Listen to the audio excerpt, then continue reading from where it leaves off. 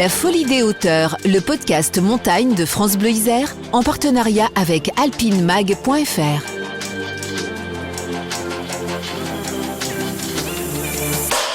Aujourd'hui, une question. La fidélité et l'amitié s'éteignent-elles avec la mort ? Eh bien non.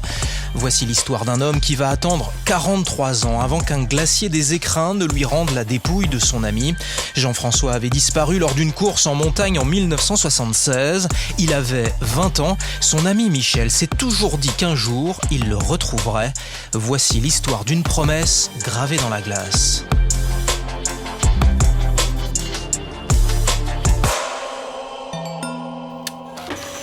L'info est tombée sur le fil de l'agence France Presse le 9 septembre 2019 à 18h48. Voici le titre. Un glacier des Alpes rend un corps plus de 40 ans après. En montagne, la neige qui tombe en altitude se transforme peu à peu en glace, irriguant ainsi les glaciers qui s'écoulent lentement, très lentement vers les vallées. Les glaciers ne sont pas de grandes masses inertes, ils bougent et leur épaisseur diminue aussi en raison du réchauffement climatique. Alors, parfois, il arrive que l'on retrouve au bout de la langue terminale ce que le glacier a englouti des décennies plus tôt. Michel Beau, comme tous les alpinistes, connaît bien ce phénomène et c'est lui qui a découvert les restes du corps de Jean-François Benedetti en 2019 au pied de l'Aile Froide dans le massif des Écrins. Il ne se trouvait pas là par hasard et pour dire les choses, il attendait son ami. Depuis 43 ans. Je m'appelle Michel Beau, je suis géomètre expert, mais ça n'a rien à voir avec cette affaire-là. Et je suis surtout l'ami de lycée de Jean-François Benedetti. C'est ça qui est le plus important. J'étais son ami. C'était une personne qui attirait la sympathie de tous, sans exception. C'était quelqu'un qui est charismatique. C'est pas pour lui envoyer des fleurs que je dis ça 50 ans plus tard. C'est parce que c'était la vérité. On peut avoir tous les témoignages possibles de tous ses amis d'école, de lycée, et tout le monde sera unanime. C'était quelqu'un qui était fédérateur. Voilà, fédérateur. C'était effectivement quelqu'un qui avait bien démarré dans ses études supérieures, puisqu'à l'âge de 20 ans, il était en 3e année d'études de dentaire. Jean-Claude Benedetti est le petit frère de Jean-François. Il avait 10 ans au moment de sa disparition. Il prévoyait d'ailleurs de finir ses études de dentaire pour s'installer en tant que dentiste, plus particulièrement à Chamonix, afin de pouvoir, en parallèle de son activité professionnelle, exercer sa passion ou ses passions, puisque ses passions étaient tournées autour de la montagne, à la fois l'alpinisme, les courses de glace et le ski. On s'est connus en seconde.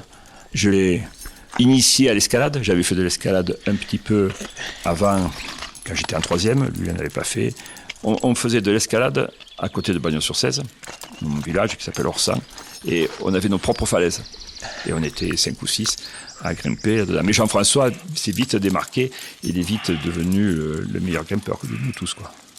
Il était très intrépide. Voilà. C'était viscéral pour lui de partir, d'escalader. Un virus, quoi. Il fallait absolument qu'il monte, qu'il grimpe à tout prix, quoi.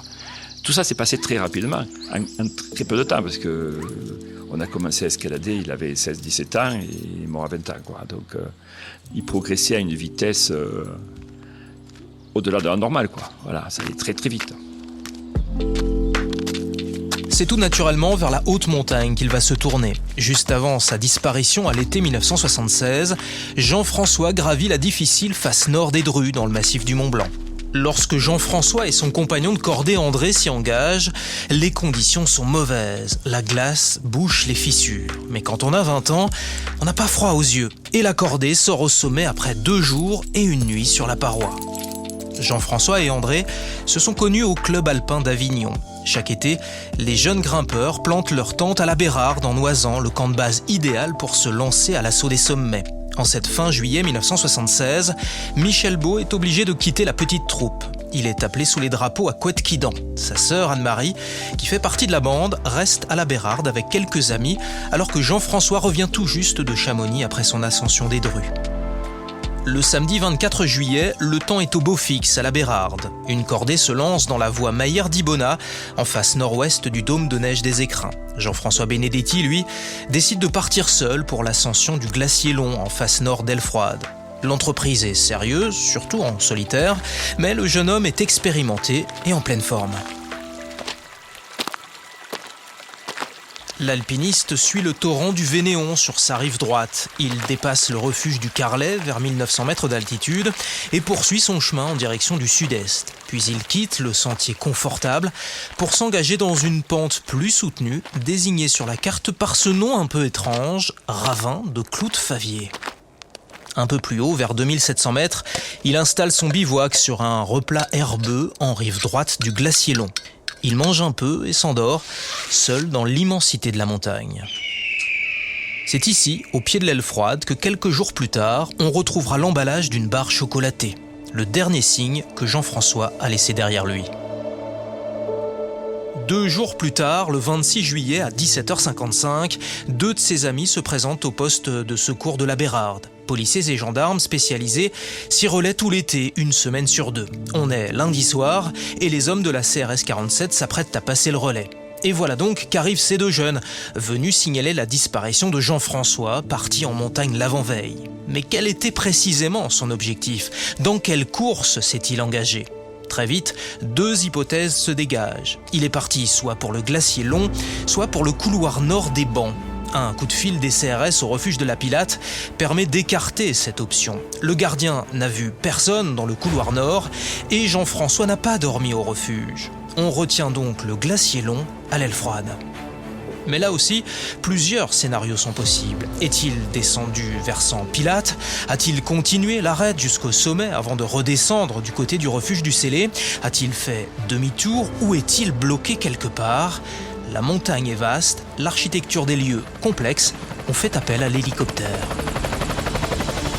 Dans les jours qui suivent la disparition, les secouristes, CRS et gendarmes multiplient les vols de reconnaissance à bord de l'Alouette 3. Ils parcourent aussi les sentiers et les glaciers à pied. C'est mes parents qui m'en ont appris. Par téléphone. Ma soeur était avec lui. Et donc j'étais averti, tout le monde a été très vite averti à ce moment-là, quoi. Dans mon fort intérieur, je m'étais dit, j'irai le chercher. Voilà. C'était un appel très clair dans ma tête. J'irai le chercher un jour. J'ai pas beaucoup imaginé qu'on pouvait le retrouver. Voilà. Bon, on y croit, on n'y croit pas, mais ma mère jouait le pendule. Faisait un peu de radiesthésie et malheureusement, déjà à la Bérarde, elle savait qu'il était plus là, quoi, qu'il était mort. Elle l'avait senti. Le pendule lui avait dit. Voilà. Je voulais qu'une seule chose, c'était bon, je peux pas le laisser là-haut, quoi. Il faudra qu'un jour j'aille le chercher. Les parents de Jean-François Benedetti, fous d'inquiétude, on l'imagine, arrivent à la Bérarde pour suivre les recherches. Sur les conseils des secouristes, la mère de Jean-François rend visite à un jeune homme qui a justement fait l'ascension du glacier Long. Son nom, c'est Jean-Marc Rochette, connu aujourd'hui pour ses bandes dessinées. Il évoque d'ailleurs cette rencontre dans son album Aile froide, altitude 3954. Je me souviens d'une belle femme, très chic. Alors dans la BD, je lui ai mis des talons, elle n'avait pas de talons, mais je voulais rendre ce côté chic en fait. Elle était assez anachronique dans ce lieu, quoi. Parce que la Bérarde, c'est quand même assez rugueux, quoi. Surtout dans les années 70, quoi. Puis je voyais cette dame avec beaucoup d'allure et ça m'avait fait de la peine parce qu'elle était très très digne. Enfin, c'est surtout ça, je me souviens d'une femme très très digne qui bronche pas, quoi. Et elle est arrivée et elle m'a demandé, excusez-moi de vous déranger, mais j'ai mon fils qui a disparu dans le glacier Long et les CRS m'ont dit que vous aviez eu un accident dans le glacier Long. Et donc je suis venu vous voir pour savoir ce que vous en pensez et tout, si j'ai des chances. Elle m'a dit s'il a des chances de vivre encore. Enfin, elle était assez directe dans sa... Et elle était assez directe dans sa question et je lui ai répondu, moi, d'une manière assez évasive parce que... En tout cas, moi, je pensais qu'il était tombé dans la Rimée en haut, parce que c'est le passage le plus dur. Mais j'ai pensé qu'il y avait toujours peut-être une chance qu'il soit descendu, non pas sur la Bérarde, mais de l'autre côté, parce que peut-être que c'est possible. Donc je lui ai dit ça, voilà. Au fond de moi, je pensais qu'il était mort, hein, parce que... non, je pensais qu'il était mort. Et puis c'est ce que j'ai dit dans la BD, mais je le pensais aussi. Je pensais qu'il s'était foutu dans la Rimée, quoi. La Rimée, c'est en fait la grande crevasse qui se forme à l'endroit d'une rupture de pente. Quand t'arrivais sur la dernière Rimée, nous on a essayé de la prendre au plus facile. Il n'y avait pas de plus facile, quoi. Moi, j'ai regardé ce truc, c'était impressionnant, quoi. C'est des crevasses, j'en ai vu, mais là, celle-ci, elle était... Tu voyais pas le bout, quoi. Tu voyais pas le fond, quoi. Des recherches sont menées tous azimuts par les secouristes. Glacier long, glacier gris de l'autre côté de la montagne. On inspecte le col de Coste-Rouge, toujours sur l'aile froide. On se penche au-dessus des crevasses. On scrute les arêtes à la recherche d'indices. On interroge les alpinistes qui sont passés dans ce secteur. Mais rien. Le vendredi 6 août 1976, 11 jours après le signalement de la disparition, les CRS en poste à la Bérarde écrivent sur la main courante 15h30. Vu les résultats négatifs, les recherches sont suspendues et ne reprendront qu'avec des éléments précis. Indices, témoignages, etc.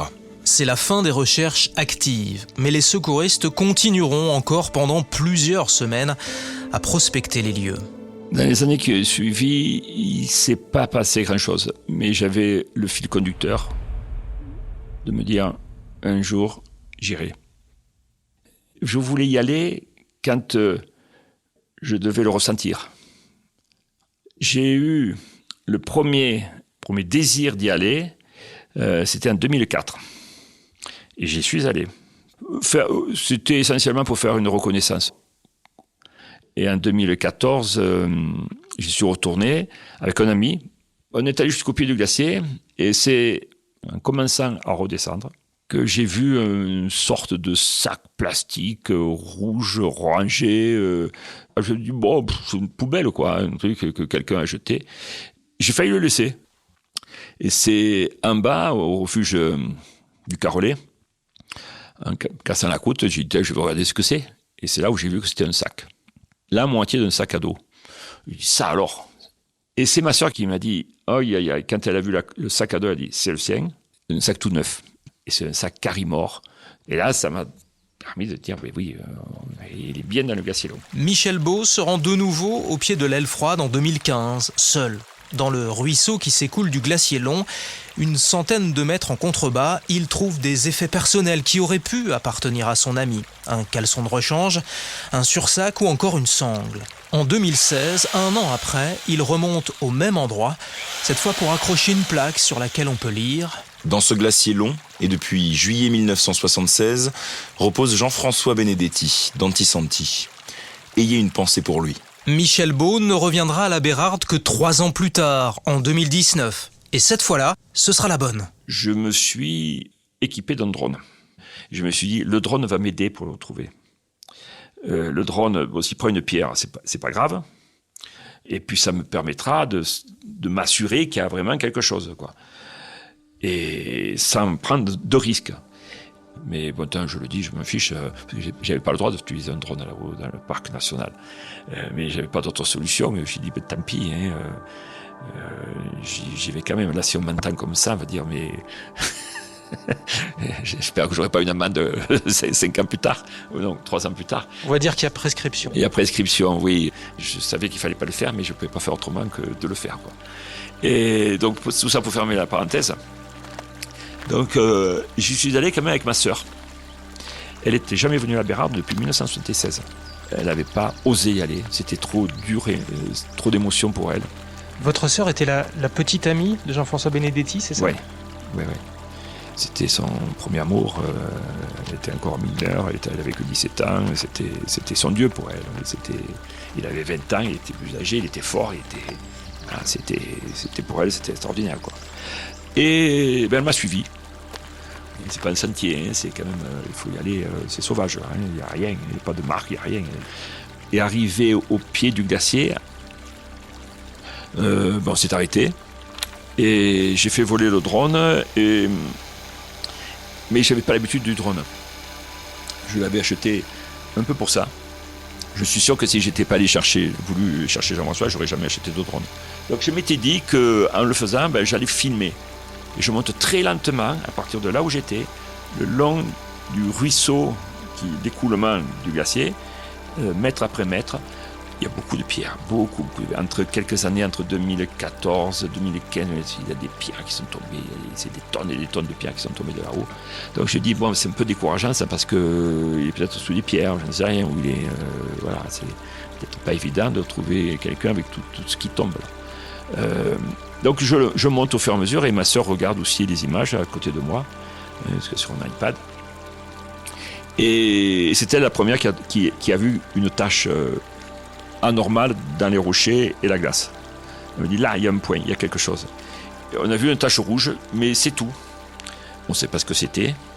Et on est redescendu avec ma sœur voir les CRS immédiatement. Je suis en poste de secours à la Bérarde, on est début septembre, et il y a un monsieur qui vient, qui se présente à nous et qui nous dit « il faut que je vous montre quelque chose ». Alors je m'appelle Jean-Baptiste Bois, je suis sauveteur à la CRS Alpes. Il nous montre des images qu'il a prises du glacier long, et à un moment, il s'arrête, il s'y met sur pause et il se met à zoomer, et il nous dit « ben voilà, qu'est-ce que vous voyez vous ? Parce que moi j'ai l'impression de voir telle chose, est-ce que vous voyez telle chose ?» Et effectivement, sur les images, en zoomant bien, on voit une tache de couleur, un tissu, un sac à dos, on ne sait pas, une veste. Et surtout, un objet qui vraiment, en prenant le temps, ressemble étrangement quand même à un os, à un fémur. Et effectivement, on dit, oui, là, il y a quelque chose qui n'est pas naturel, en tout cas, et qui est sûrement humain. Et après, il nous raconte l'histoire. Après, il nous raconte qu'il a perdu un copain il y a très très longtemps, il y a donc 43 ans, et qu'il est persuadé que ça appartient à son ami. Les secouristes préviennent le procureur de la République qui donne son autorisation pour des recherches en hélicoptère. Jean-Baptiste Bois se rend donc sur place quelques jours plus tard. Mon collègue Denis et moi, qui étaient là le jour où M. Bois est venu le voir, on y allait le plus tôt qu'on ait pu le matin, en hélicoptère. On s'est fait déposer ce qu'on appelle en appui patin, c'est déjà un peu technique comme opération, plus haut. Ça ressemble à quoi cet endroit ? C'est pas très beau. Nous, on y allait fin d'été, c'est de la glace noire, vitrifiée. On est en bordure de glace et de rochers, mais on voit qu'il y a des chutes des pierres incessantes parce que c'est des cailloux de partout. La face est très raide. Au-dessus de nous, on a quasiment 600 mètres de couloir de glace très très raide. Donc l'endroit, il est vraiment pas hospitalier et il donne vraiment pas envie d'y rester en tout cas. Et donc on installe nos cordes pour descendre une trentaine de mètres. On retrouve pas l'endroit. Parce qu'en fait, entre-temps, il y a eu des chutes de pierre. Donc, ce qu'on a vu sur les images de Monsieur Beau, on ne le voit plus. Par contre, en comparant vraiment les images qu'on avait emmenées avec nous et les lieux, on se dit, c'est là. C'est obligé, c'est là. Et là, on se met à creuser. Et c'est pas facile parce qu'en fait, c'est un mélange de glace et de cailloux. Donc, tout est pris. Donc, on avait emmené un perforateur, un burineur. Et on se met à buriner, à creuser un peu avec notre pioche.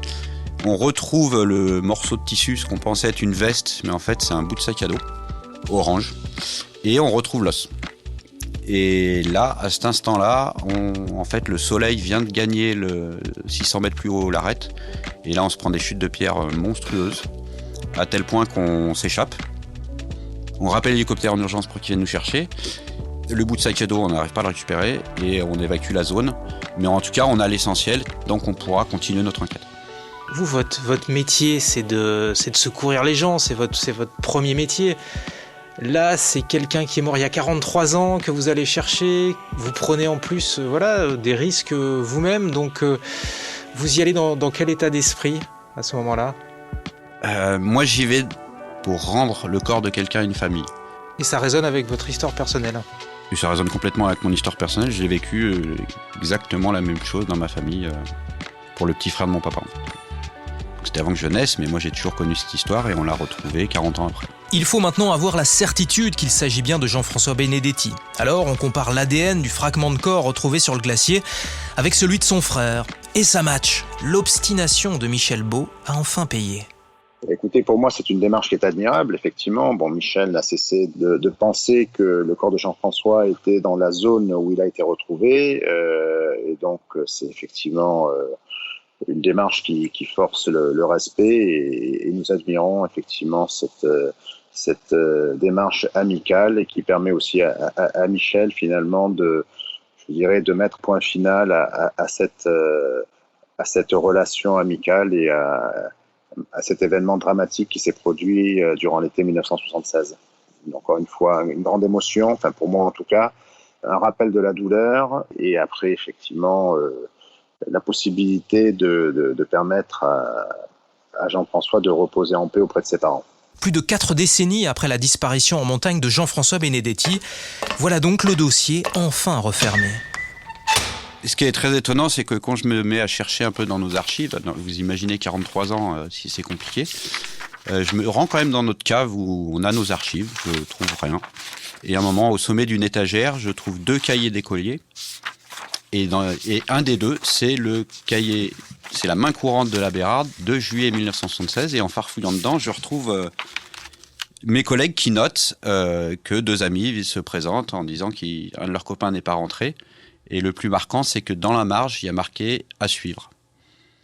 Et ben, à suivre, on a suivi. 43 ans après, mais on a fini par suivre ce dossier. Il fallait que je le retrouve. C'est quelque chose de mystique pour moi. Il y a quelque chose. J'explique pas. Hein, j'aimerais comprendre. J'aimerais aller plus loin dans cette réflexion, comprendre pourquoi, qu'est-ce qui se passe, c'est quoi la vie après la mort, qu'est-ce qui se passe, qu'est-ce qu'on fait ici, quoi, et où on va après. Voilà. Il avait besoin, pour moi, et je le ressens comme ça, qu'il avait besoin que l'on ne l'oublie pas et qu'il soit quelque part, qu'il y ait une cérémonie, qu'il soit près de ses parents. Voilà. Et donc je me dis, c'est très bien, ouais. Et je pense que c'est très bien pour lui. Voilà. La Folie des hauteurs, le podcast montagne de France Bleu Isère, en partenariat avec alpinemag.fr. Une promesse gravée dans la glace. Merci à Jean-Claude Benedetti, merci à Michel Beau, à Jean-Baptiste Bois et à la CRS Alpes de Grenoble. Merci enfin au dessinateur Jean-Marc Rochette, dont on vous racontera l'histoire dans un prochain épisode de La Folie des hauteurs.